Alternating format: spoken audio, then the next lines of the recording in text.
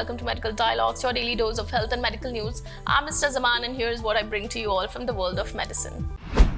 The risk of fatty liver disease for people with poor sleep behaviors. People with sedentary lifestyles and unhealthy sleep behaviors could develop fatty liver disease according to the new research published in the Endocrine Society's Journal of Clinical Endocrinology and Metabolism. People with poor nighttime sleep and prolonged daytime napping have the highest risk of developing fatty liver disease, said Yan Liu, PhD of the Guangdong Provincial Key Laboratory of Food, Nutrition and Health and Sun Yat-sen University in Guangzhou, China. Our study found a moderate improvement in sleep quality was related to a 29% reduction in the risk for fatty liver disease. The researchers analyzed self-reported sleep behaviors from 5,011 Chinese adults with fatty liver disease and found late bedtime, snoring and daytime napping for over 30 minutes were significantly associated with an increased risk of fatty liver disease. A moderate improvement in sleep quality led to a 29% reduction in fatty liver disease risk.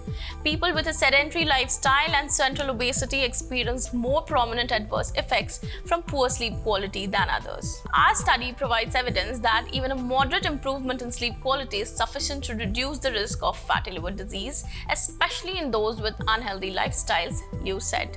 Given that large proportions of subjects suffering from poor sleep quality are underdiagnosed and undertreated, our study calls for more research into this field and strategies to improve sleep quality.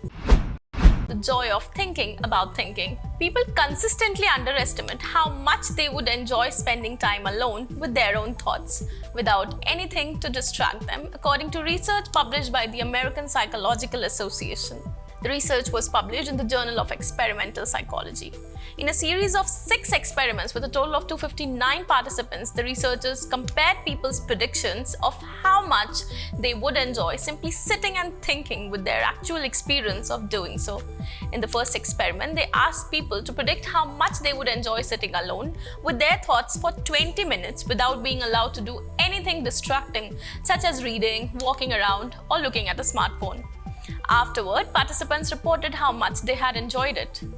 The researchers found that people enjoy spending time with their thoughts significantly more than they had predicted. In another experiment, the researchers compared one group of participants' predictions of how much they would enjoy thinking with another group's predictions of how much they would enjoy checking the news on the internet. Again, the researchers found that people underestimated their enjoyment of thinking. The thinking group expected to enjoy the task significantly less than the news-checking group, but afterward the two groups reported similar enjoyment levels. These results are especially important in our modern era of information overload and constant access to distractions, according to study co-author Ku Murayama, PhD of the University of Tübingen in Germany. It's now extremely easy to kill time. On the bus, on your way to work, you can check your phone rather than immerse yourself in your internet-free floating thinking, because you predict thinking will be boring, he said. However, if that prediction is inaccurate, you are missing an opportunity to positively engage yourself without relying on such stimulation. That missed opportunity comes at a cost because previous studies have shown that spending time letting your mind wander has some benefits, according to the researchers. It can help people solve problems, enhance their creativity, and even help them find meaning in life. Impaired ketogenesis, which ties metabolism to T-cell dysfunction in COVID-19. At least that is what the results of the current study suggest. We found that patients with influenza infections produce ketone bodies in considerable quantities, explains Professor Dr. Christoph Wilhelm from the Institute of Clinical Chemistry and Clinical Pharmacology at the University Hospital Bonn, who is also a member of the Immunosensation II Cluster of Excellence at the University of Bonn. In contrast, we saw hardly any increase in COVID-19 patients, at least in those with a moderate or severe course, he added. In addition, it was striking that those infected with the coronavirus had lower levels of inflammatory messengers in their blood. This was particularly true for interferon gamma. The researchers also saw similar effects in another important group of immune cells, the killer T cells.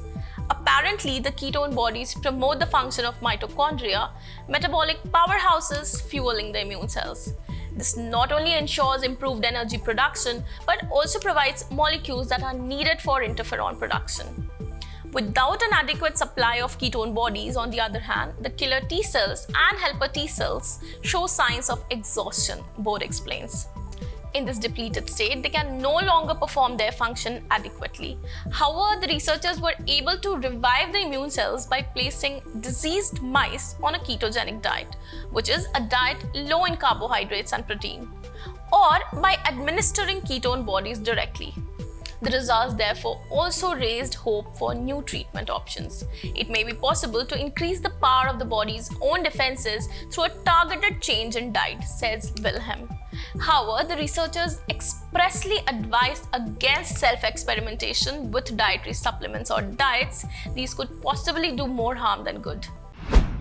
How rapid loss of smell may predict dementia and smaller brain areas linked to Alzheimer's. Researchers at the University of Chicago Medicine have discovered another reason to appreciate our sniffers. Not only can a decline in a person's sense of smell over time predict their loss of cognitive function, it can foretell structural changes in regions of the brain important in Alzheimer's disease and dementia. The findings, based on a longitudinal study of 515 older adults published in Alzheimer's and Dementia, the Journal of the Alzheimer's Association, could lead to the development of smell test screening to detect cognitive impairment earlier in patients. It's estimated more than 6 million Americans have Alzheimer's disease, which is characterized by memory loss and other symptoms such as mood changes and trouble completing everyday tasks. There is no cure for Alzheimer's, but some medications can temporarily slow its symptoms. Memory plays a critical role in our ability to recognize smells, and researchers have long known of a link between the sense of smell and dementia. The plaques and tangles that characterize tissue affected by Alzheimer's disease often appear in olfactory and memory-associated areas before developing in other parts of the brain. It's still unknown if this damage actually causes the decline in a person's sense of smell. Jayant M. Pinto, MD, a professor of surgery at the University of Chicago and ENT specialist who studies olfactory and sinus disease, and his team wanted to see whether it was possible to identify alterations in the brain that correlated with a person's loss of smell and cognitive function over time. The team mapped anonymized patient data from Rush University's Memory and Aging Project, or MAP, a study group begun in 1997 to research chronic conditions of aging and neurodegenerative disease such as Alzheimer's.